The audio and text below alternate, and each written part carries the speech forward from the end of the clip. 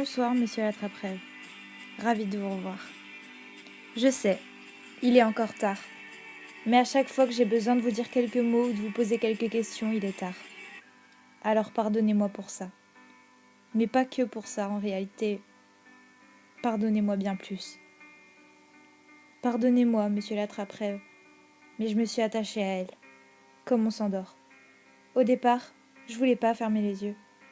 Puis les rêves m'ont envahi. Je nous ai vus toutes les deux, quand le soleil se couchait et que j'attendais dans ses bras. Je ne pensais plus qu'à ça, à vrai dire. Puis vous êtes arrivé dans ma vie. Si vite que je ne vous ai pas vu venir.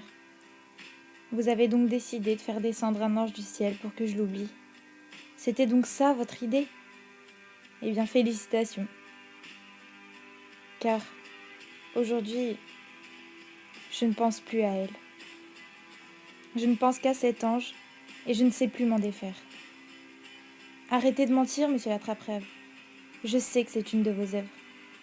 Pour que les gens rêvent. Je n'ai besoin que d'elle pour respirer. C'est vous qui avez fait en sorte que je me rapproche à nouveau d'une personne différente. Mais maintenant, je dois me faire pardonner. Alors finalement, ne me pardonnez rien. À part le retard. Le retard que j'ai mis à comprendre qu'elle se foutait de ma gueule et que j'avais besoin de cet ange pour remonter à la surface et réapprendre à voler.